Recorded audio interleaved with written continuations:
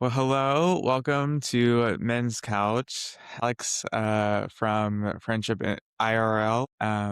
Yeah, I'm excited to get into the topic of men's friendships. This is something that I'm very passionate about and something that I've I've really really read about and really kind of researched like within the past few years. So yeah, I'm excited to talk about this. And also I've been listening to your podcast within the last couple of years as well. Well, thanks, Micah. I appreciate that so much. Do you want to know what's funny? We were just talking about podcasts. I love that you listen to podcasts. I create Hmm. my podcast.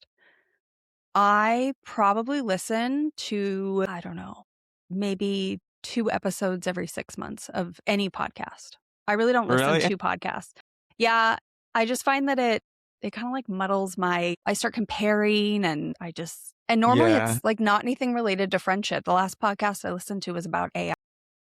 Interesting. Okay. It's quite interesting. Yeah, I usually listen to at least a podcast a night because it just helps me Mhm. go to sleep. And usually like before I go to bed is like when I like really kind of I'm in like the thinking deeply mode Mhm. that I need something like to kind of settle my mind in before I go to bed. So, yeah. I love that.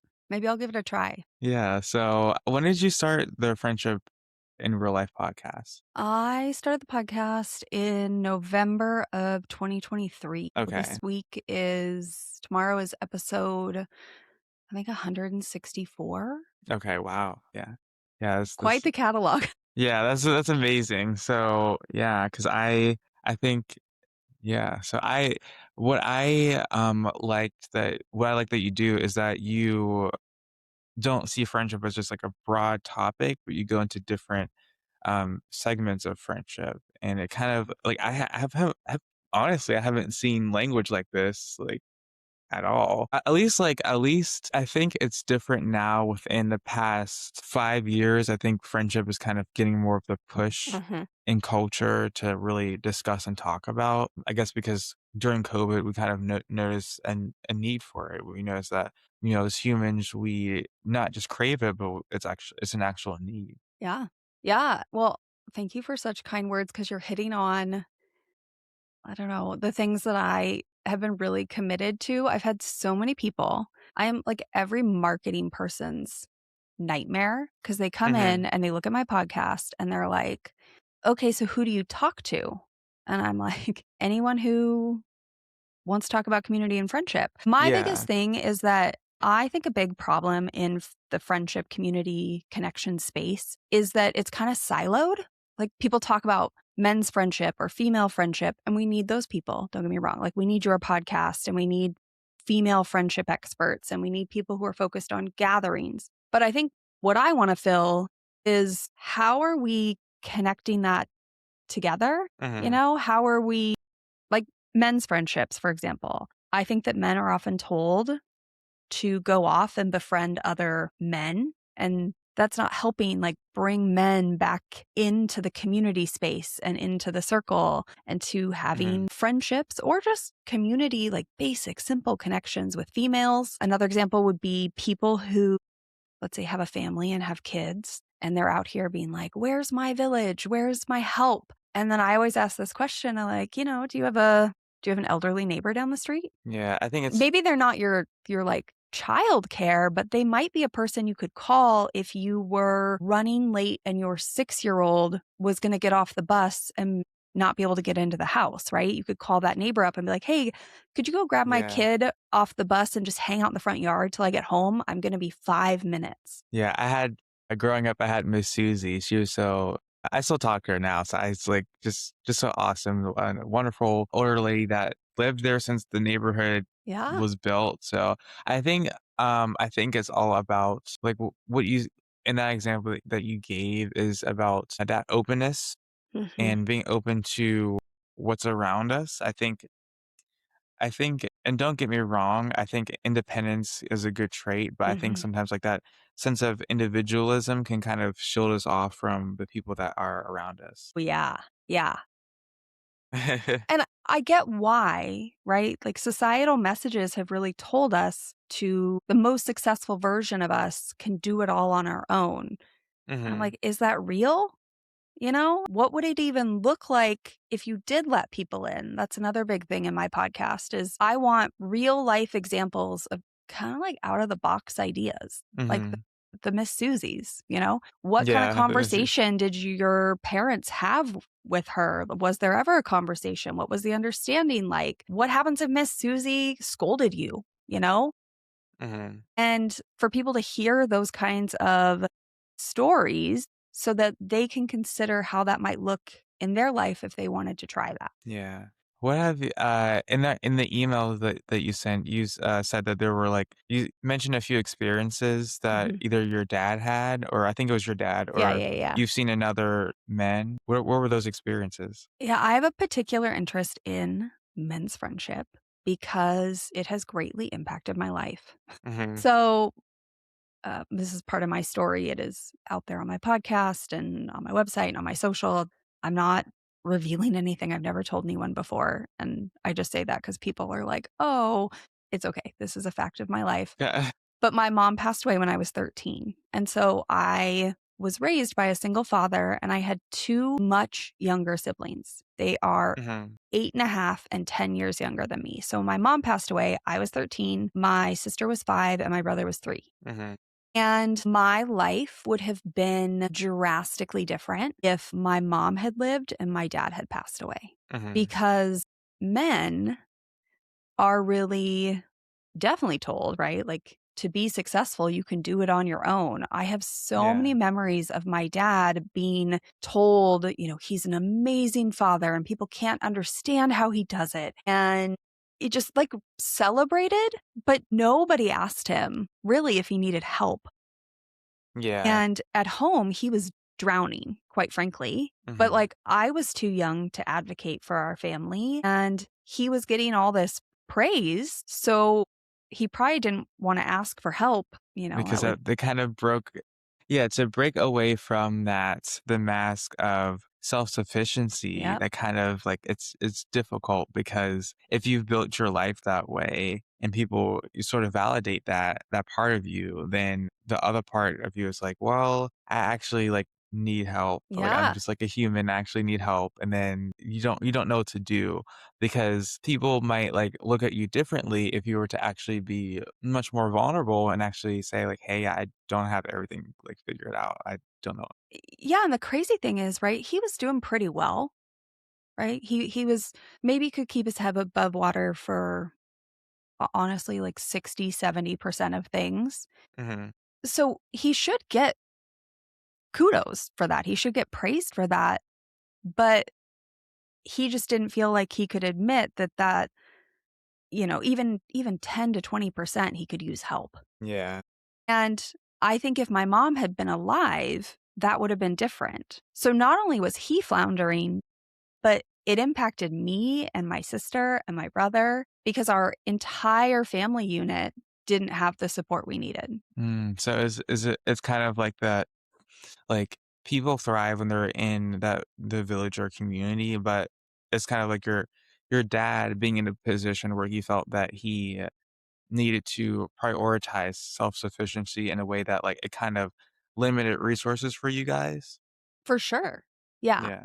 Yeah. And, I just think so much of our social support network, like women are taught to go out and build connections that support themselves and their family. And that's really, really common in a heterosexual partnership. So then when my mom was gone, my dad was also floundering, trying to even figure out how to develop like the most basic of social Social support connections, connections, right? yeah. Like even figuring out a story, a situation I'll never forget is way back in the day, there was this show on ABC called Desperate Housewives. Do you know what the show I is? Do you may remember have this? heard of that before. Okay. It was on Sunday nights when my dad would take my brother and sister up to the bus stop. All the moms were up there for the most part. Sometimes the dads would go, but it was mostly the moms. And they would always talk about this show. It was like a big show at the time. And after a certain point, my dad started watching the show because it gave him like an in to the conversation.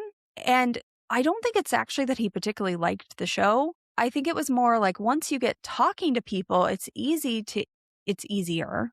It's easier to ask a question like, "Hey, my daughter needs to go get her haircut. Where do you go to get your haircut?" Yeah.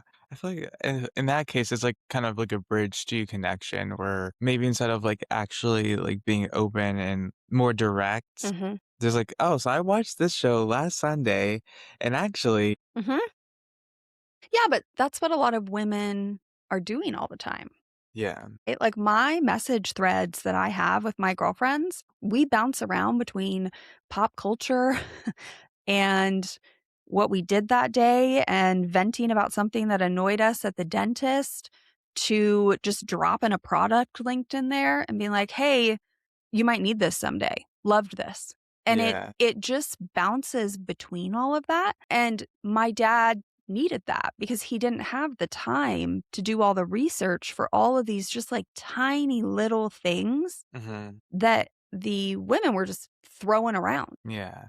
Because, and even like in that case, he didn't, like you said, didn't have the resources. So it was definitely, more vulnerable to say, like, I don't know what I'm doing. And like, even like raising a family, I don't know what I'm doing. And I think, um, I think like that, like the older generations, I don't know, like in my experience, the older generations definitely struggle a lot more with For sure. that friendship aspect.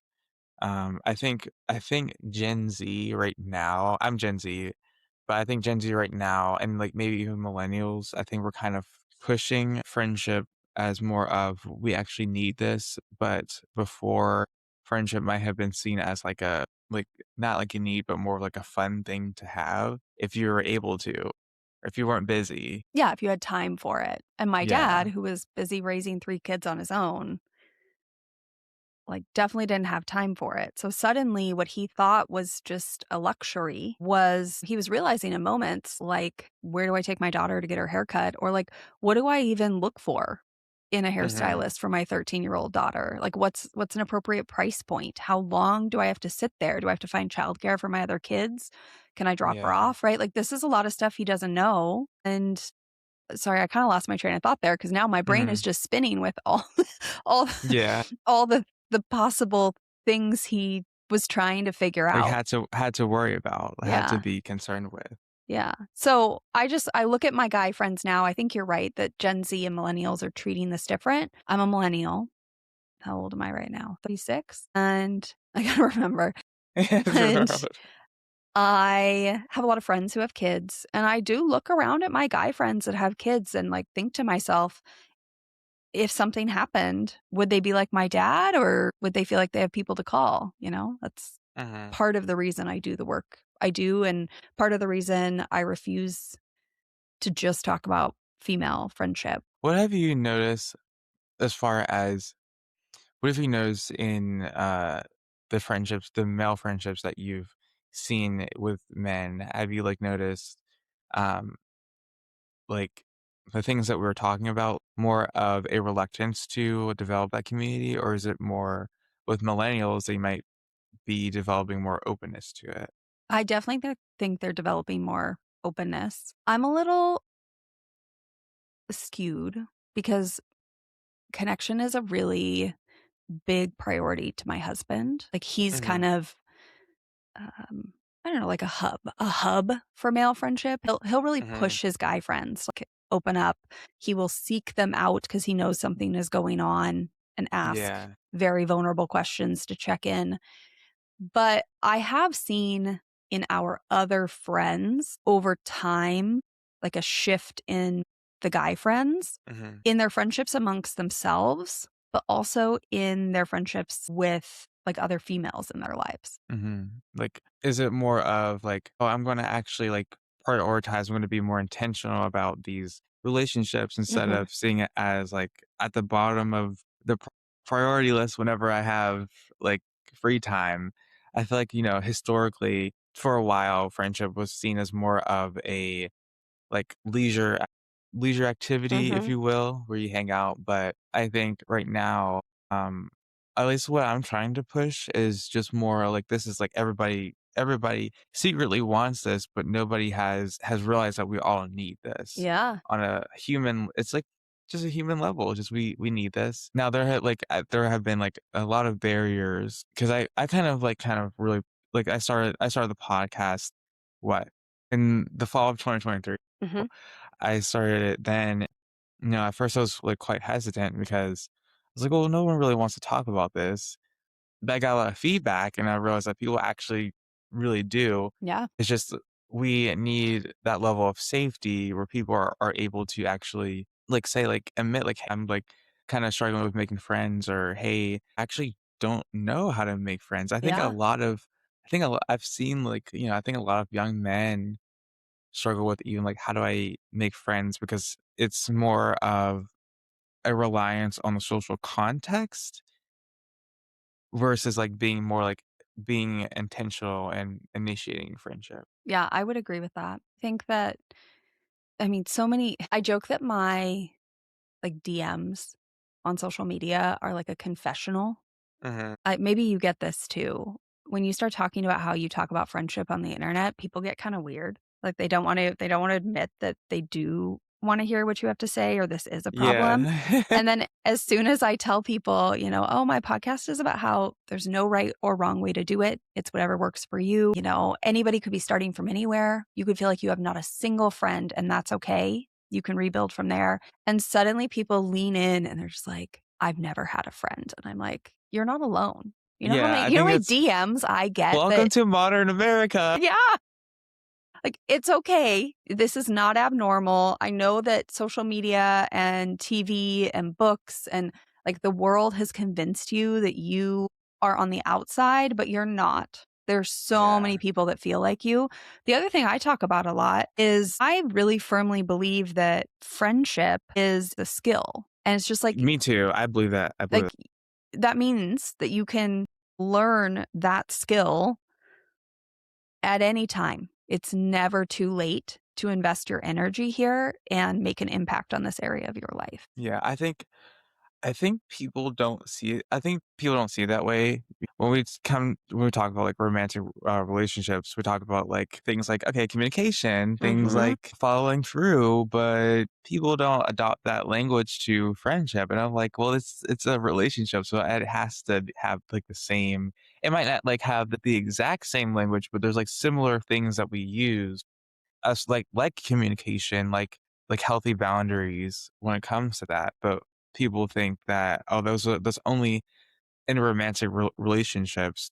Like the way that I see it is like this is like a skill that over time we just get better at, Mhm. and I think that like can allow grace for a lot of men that feel that they don't really know how to develop friendships. But I tell my guy friends, it's like this is like they're going to develop over time. Like just we're learning as we go because for I think for um a lot of us like Gen Z men or just men in general, we haven't necessarily been taught Mhm. those friendship skills. This kind Mhm. of it's more of we assume by default that it's going to happen, which is like if it feels easier. Like don't get me wrong, because you don't have to be vulnerable to initiate, but it takes. I think like at some point, like when I'm starting to see, because I'm in college right now, what I'm starting to see is a lot of men realizing that wait a second, I actually need to do this to hold a friendship if I want it long term. I can't just let it slide. Sorry, that was a So, handful. no, you're good. I was thinking as you were talking, I have some like pretty outside the box, I guess we can call them tips for men to make friends. Do you want me to share what those are? Sure. Okay. So we'll see I don't know how many I have. I think I have at least 3 in my Do you head have right a now. whole book? Yeah, I do have a whole book coming out. But the first one would be that so many people think that friendship is kind of this all or nothing, right? It's a Yeah. binary. It's like we are friends or we are not friends. And I have this framework that's in my book. I have podcast episodes about it. It's on my website. Like you can find it. And it's called The Wheel of Connection. And it talks about all of our connections. And I would suggest for men, I mean, for anybody, but for if you are a man out there who's like, I don't know how to make friends, go look at this Wheel of Connection because I think there can be a lot of pressure to make like a really close friend, somebody I would call a Mhm. present friend. And maybe in the beginning, it's less pressure to make what I would call a familiar or a defined friend. These are some of the types of friends on my wheel of connection. So Mhm. don't feel like you have to make your closest, deepest, like call in the middle of the night, lifelong friend right off the bat. Appreciate the small wins. If you make a friend who is just like your gym friend, take that win. Don't focus Yeah. on the fact that they're not the person you call in the middle of the night, right? You're more likely to invest in that relationship if you can appreciate what is there versus being Mhm. so focused on the fact that you can't figure out how to take that friendship and make it this really deep friendship you want. We'll get there. We'll get there. But like take the wins when you can get them. That'd be my number one tip. My second one, and I get so much pushback, but I will die on this hill. Go out there and make some female friends. They do not need to be your closest friends. It is super important for all of us to understand, I think, how to be in community with the opposite gender. And part of that is just having like basic connections and understanding. And people are like, oh, you can't be like my husband can't be friends with another Yeah. There's that woman, da da da da da. restriction. My thing is like, do you get confused about how to act around your brother? Yeah. And your cousin? Like we know how to be in platonic relationship with, Yeah, with our family. with our like figure that out. Let's figure out how to move that into the friendship realm and like understand what is a romantic relationship and what is a friendship and how to act accordingly. But the reason I say to go befriend some ladies is because ladies have been socialized to make friends for a really long time. Exactly. And if you can make a friend and tell them like, hey, I'm working on the skill of making friends. I know that's a little vulnerable. She will give you feedback. Yes, I've experienced that so much. I have a lot of female friends that, I love that, Micah. I have a lot of guy I friends.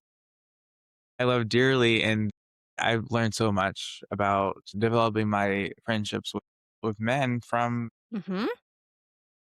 understand that, at least in my experience, I feel like a lot of women are, like you said, socialized to develop that emotional intelligence Hmm. early. And for me, I kind of felt isolated when trying to make friends with men because they weren't kind of on that level of reciprocity and like openness. So, but it was just so natural with the female friends that I made. Hmm. So, and I appreciate that because, the things I value, like being intentional, being authentic, showing up as who you are, those are things that in my experience, a lot of females seem to have. And this is not like me generalizing, it's just like my experience. But when it comes to like just trying to develop friendships with men, it's kind of like, it's sort of like more of an internal struggle for them Hmm. to get to that place. Although I've seen like a lot of men kind of, overcome that and develop that openness to community. Hmm. And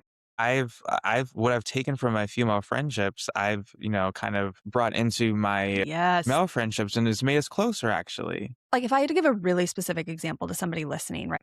If you and I are friends and you're, I don't know, you're really, really struggling because you're going to fail a class. And I know that, right? I'm going to ask you some questions like, well, what are you going to do if you fail? What could you go talk to your professor about right now to see if there's some way to save this grade? Going to be financially impacted by that? Is that going to delay your right? These are kind of vulnerable questions that I'm going to ask you. And you might be thinking, I didn't even know my friends could ask me that question. Yeah. Question. Like I thought we didn't ask that stuff. Yeah. Okay, but it probably feels kind of good to have somebody to talk to about it. And so Yeah. then what I have seen is I might ask a question like that to a guy friend of mine. And you kinda watch him realize, like, "Oh, it's kinda nice to have somebody care." Yeah, it's nice Or to have someone kind of like be like to even be seen or be like have that safe person to kind of yeah, be a witness to like what I'm actually going through.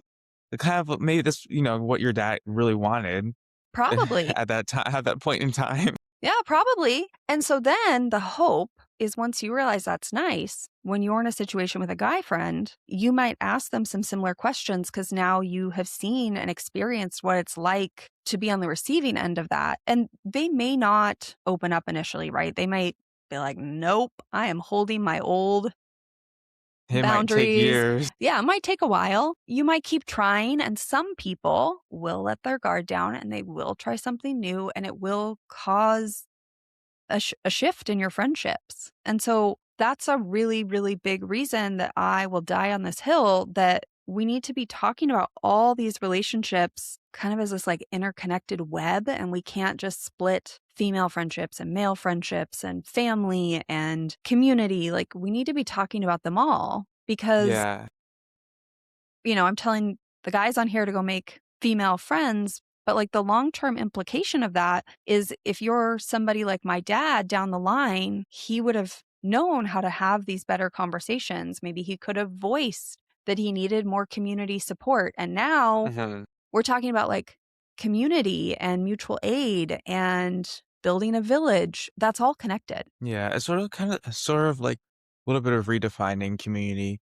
Because I feel like for a while it was like get married, have 2 kids, like that kind of like Hmm. 50s Hmm. style of Yeah, the American community, but dream. Hmm. yeah, but, I feel like now we might like we're not in that social context anymore, and I feel like a lot of us are kind of uncomfortable when we have those situations where I was like, okay, my definition of family is different than my parents' definition. My definition of family is very different than my parents' Hmm. definition. They look at my life in college. I'm like, what is going on here? Like you have like all these friends, like you have friends from Japan, friends from Germany, like what? That's because that's like, what I value. And I know a lot of my friends' families. I'm like close with Hmm. my friends' families. And I think that's another piece too, is that sense of interconnectedness. Like, for example, my one friend struggles with epilepsy. So right now he isn't in a position to drive right now and go around as he wishes. Hmm. So I said like I could, help out. I can help out your son. And like his parents were, really appreciative. But I feel like it's not very normal because I'm not biologically related to them. But however, I care about that family and I want them to be well. So I think our definition of family like now, I feel like we need to kind of I guess like expand or be open to like I guess like kind of like what I said earlier in the episode, be open to the connections around you, Hmm. the opportunities that come up from that. Yeah. Yeah. I mean, we already heard about my mom passing away. I had a pretty terrible childhood. Mhm. And to me, my chosen family is the most important people. Like, if somebody talks to me, that's what I want to know is like, who's your chosen family? And in my opinion, somebody's family of origin could be a part of their chosen family. Mhm. But that's not necessarily the case for everybody. And it might be Yeah. that, like, your family of origin plus some of your closest friends from college, plus this family, plus Miss Susie, you know, you've got this Quite a more mix. robust. Yeah. Yeah. You got this Yeah. more robust, like, Rolodex to call from and to people to think about. And then we have you.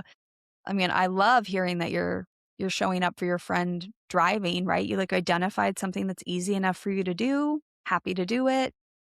Just let me know and I'll keep checking in. Like, Yeah, and it like that's people and it's something that I've like been thinking about more recently is because people like on my campus, people comment about like how diverse like my friend group is, like literally anybody from like anywhere. Like I'm just naturally a very welcoming person. That's another thing that I kind of like a skill that I've developed is becoming like more welcoming. And I've developed that and as a result, like we've had like a lot of people over at my on-campus, apartment. It's sort of like people have been, like, talking about it, like, more like, even just this past week, people have been talking about, like, "Hey, have you been hanging out at Micah's apartment?" I'm like, "What is this?" Like, this is just, like, I'm like like, you're a I hub.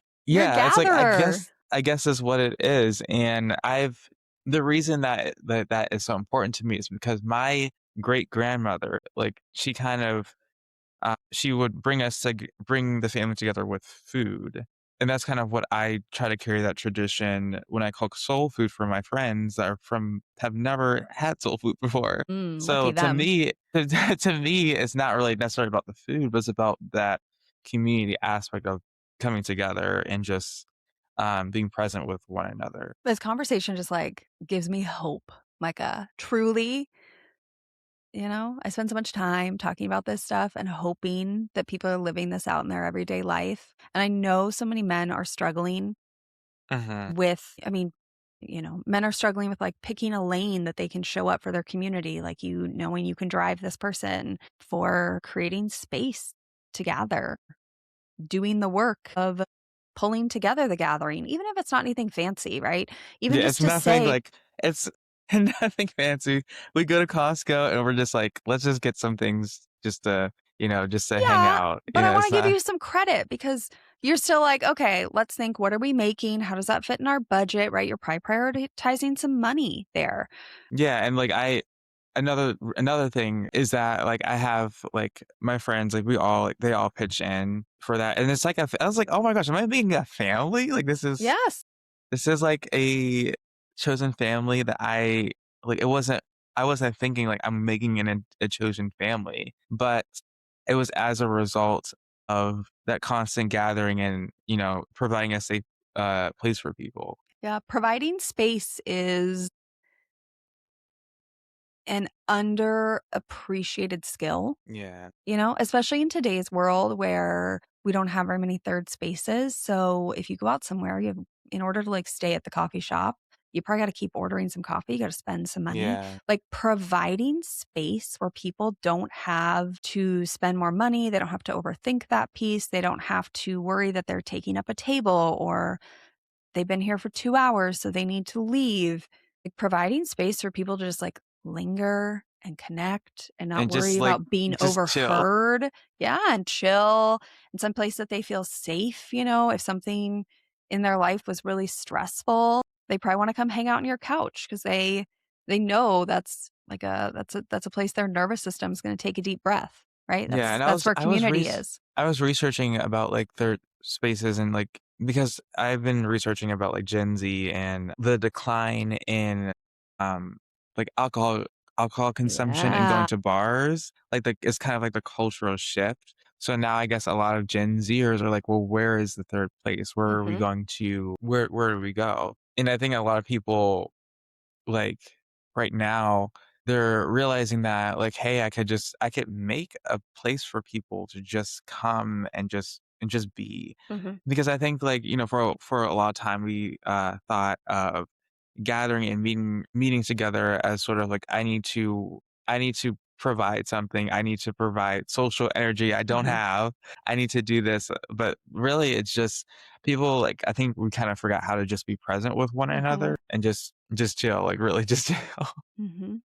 Yeah, but Micah, like what you're talking about is a skill that you will have forever to just provide space to people. And that skill alone is going to make such a big difference in just your like community and connections and friendships long term. Just because you have figured out some very simple ways to get people together, you've done like the work. There's some vulnerability of letting people into your space. You've obviously dealt with Yeah. that, right? You've given like your attention to how do we just make this a comfortable space, have a little bit of food, soul food, it reminds you of your grandma, you can talk about Yeah, that. it does. Like that's a skill that you will have forever that will serve you. And any time in your life that you ever are feeling lonely or wishing you had more people, right? You probably wouldn't think twice about if you move somewhere new. I live in Seattle. Mhm. If you move to Seattle and you didn't know anyone, at a certain point, you might be so desperate that you would just be like, I'm going to invite some random people over. Yeah. And you already have that skill set. Like you're not having to figure out how to let people into your home and invite people over. You're just having to get over that hurdle of like, I don't know any of those people, but you know what? I do know how to open my door. I do know how to have some snacks for people. I do know how to make this feel like a comfortable environment. I'm good with all that. Yeah, and, like, for me, like, I am naturally like that, but, like, I felt very insecure about that because, I felt like I'm, like, kind of too welcoming, I'm too, like, open, like, I was it was mostly, like, through high school, people would assume things about me, like, they would call me, like, "You're gay," because of how like, your personality, like, my personality is naturally, like, open and expressive, so they would, assume things about my sexuality based on how I express myself, and no, at the time, I was just trying to be authentic to who I Yeah. was, and I didn't feel safe to be authentic, and really, I didn't really develop that, my personality and of welcoming people and hospitality until really like now and just really taking initiative to inviting people. It is vulnerable because most people are just waiting around to for someone else to do Mhm. it. Yeah. And I tell like freshmen, like college freshmen, I tell them like everyone else is going to wait around for the invitation. You have to be the one to initiate that and develop that skill so that it's sort of natural. Like for me now, it feels more natural. Before it was more hidden because of that. I wasn't always in a safe environment to hone in that skill. Yeah.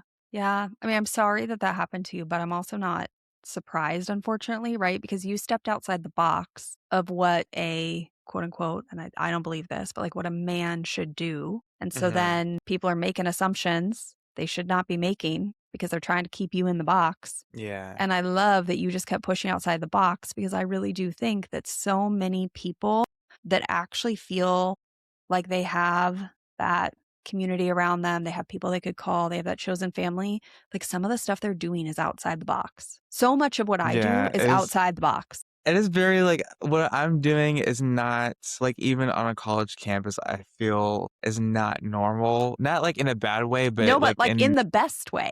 yeah, like, it's not like because people people are like, "Well, you have all these people over," and, like, to me, it just feels like just normal, but because, like, the way I grew up, my mom was like that, so I kind of take that from my mom. She Mhm. was, like, the neighborhood mom for everybody, like, in the neighborhood. So I just, like, over time, I just kind of got used to, okay, like, I this is just how it is, and I feel like to a degree we're so like individualized that we don't see that type of community as normal. Not that like not that individualism like this isn't about individualism being bad.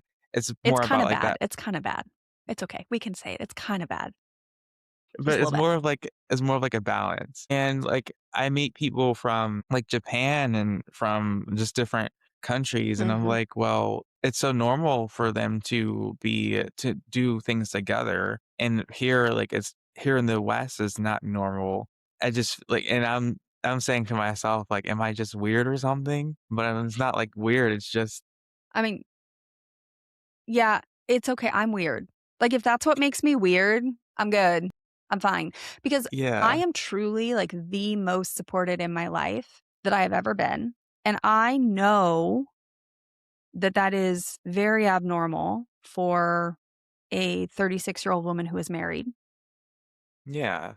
And right, most people by my age have like lost most of their friends. They're just super hyper focused on their romantic relationship. Maybe it's going well, maybe it's not. Like they don't know Hmm. who they would call. They maybe just have a couple friends they get together with for dinner and that's about it. Like my life is completely different than that. I want no part of that. I mean, I like for me, I don't know. I still feel like insecure about it because I live my life like very connected, and that's just something that I value. Like I don't know, it's just like a normal thing for me to like just have people like yeah, just have with me, and really, like, I'm, like, very thankful for my roommate, he really kind of brought this part of me he helped me come out of my shell and bring that out because he's also like that, he's also, like, not the stereotypical, like, individualized person. He is, like, very welcoming and very open to people just coming over. He jokes about, like, his Italian heritage, and that's a little bit of a like, part of that, how he kind of is very, like, very family oriented, Mhm. very, like, connection oriented, and I feel like that has given me permission to be that way as well because it's kind of just how I am, and how I hope Gen Z and, like, generations to come sort of realize that it's not weird, it's actually, like, a need. Changing the cultural narrative is gonna take time, and Yeah. things a lot of things are gonna be weird. Yeah. The entire reason I do this work, people always ask how I got into this. So I used to be a luxury wedding planner. Fun fact. Like, I did not ever intend to do what I do now. And I decided to stop taking weddings in 2018, and I created a food blog. And the food blog was about how to it was like the anti Martha Stewart. It was like, how do we just have people over? How do we cook Mhm. your grandma's soul food? Nobody cares. People just want to be together. Like, that's Yeah. what I created. And it was going pretty well. And this was like the beginning of Instagram stories. And I would get messages from people that would say, "Hey, it's really cool that you can tell me how to cook a last minute dinner for 10 people. But real talk, how do you have 10 friends?" Wait, where are you getting 10 people from? Yeah. Yeah. I just wanna get one person here. Yeah, and I was reading these messages just being like, "What do you mean? Like, I could send out a message and I could have 30 people over here this weekend." Like, and that's not even the people that don't live here, you know? And that was really the beginning of me realizing that what I was doing, the way I was living was not quote unquote normal. Like, I just thought Yeah. everyone else was doing what I was doing. I mean, Turns out, I kinda did too until, like, I people started, like, talking about, like, my gatherings, like, it was, like, a whole thing, but I guess, like, America, like, post-COVID, like, really kind of put, the friendship kind of, like, deficit kind of, like, on the forefront mhm. where people were like, "Actually, yeah, we might look connected, but we're not actually, like, connecting in the way that we need." Yeah.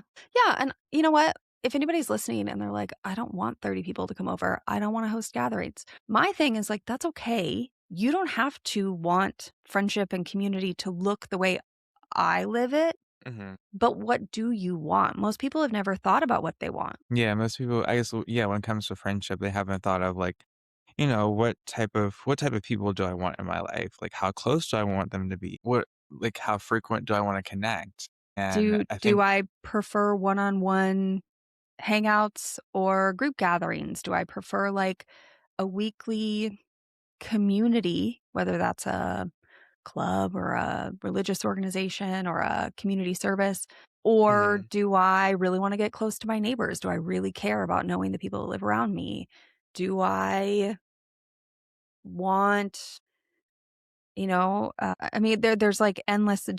Do I want more male, female There's so friends? Do there's so I? much I think people don't realize that, like, the variety that can happen, I think we tend to is easier for us to, like, compartmentalize and Mhm. to box things in Well, and feel that sorry. no, I say, and to just feel grateful for whatever you have. Yeah. Because Yeah. there's so much scarcity that it's like, well, I do have that one friend from high school that I've had for 20 years, so I probably shouldn't feel like I wanna make new friends in the town that I live in because I have that one friend and they're a really good friend, and some Yeah, people have scarcity no mindset. friends. Yeah. So I should just be really grateful and I shouldn't complain. It's like, it's okay to want to add something different to your current season of life. That's okay. It's okay. Yeah. You can wanna add a new friend locally and still appreciate your friend that lives across the world that you've had for 20 years, and they're an amazing friend. It's okay to want both. It's not an either Yeah. or. Yeah, that black and white mindset tends to be a barrier to, like,